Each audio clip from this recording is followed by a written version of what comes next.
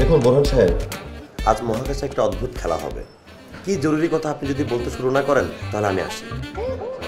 অত্যন্ত জরুরি সবাই ডেকেছি, কারণ আগামী 7 দিনের মধ্যে এই ঘরে একটা বউ আসবে। ফালতু কথা রাখেন। আপনি খুব ভালো করে জানেন আমি কখনো বিয়ে করব না। তাহলে 2 দিন পর পর কেন আপনি এই ঝামেলাগুলো দাঁড়া করান? তুই এত উত্তেজিত হচ্ছিস কেন? তোর বিয়ের কথা কে বলেছে? তো তুমি কার বিয়ের কথা বলছো? ভাইজান,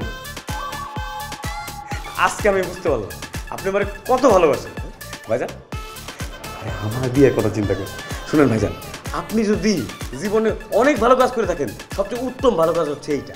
ভাইজান, আপনি পাত্রী নিয়ে একদম চিন্তা করবেন না, পাত্রী রেডি আছে। এ তো দেখে আর এক পাগল তোর বিয়ের কথা বলছি। তাহলে তুমি কার বিয়ের কথা ভাবছো?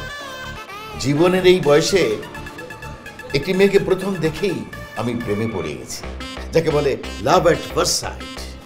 আমি বংশ রক্ষার্থে সেই মেয়েটিকেই ভাবছি বিয়ে করব। বোরহান সাহেব, আপনি কিন্তু সহ্য সীমা পার করে ফেলছেন।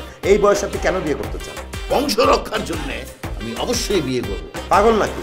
এই বাড়িতে আমি কোনো মেয়ে ঢুকতে দিব না। প্রয়োজনে আমি আত্মহত্যা করব। রেহানাকে বিয়ে করার জন্য যদি তোর মতো দু একটা সন্তান আমার মরেও যায়, তাতে আমার কিচ্ছু যায় আসে না।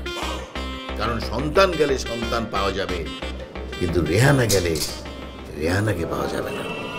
সন্তান গেলে সন্তান পাবেন, ঠিক আছে। আমি আপনাকে দেখাবো সন্তান গেলে কিভাবে আপনি সন্তান পান।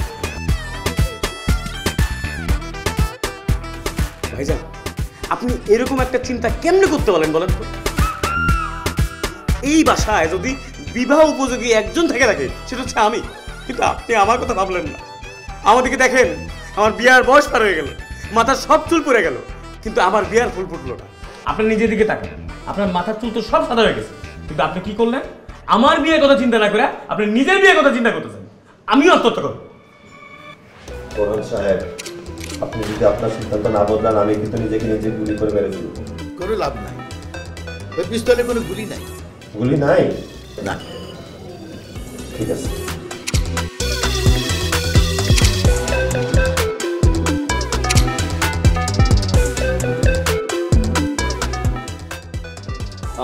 আমি নিজের মারবো।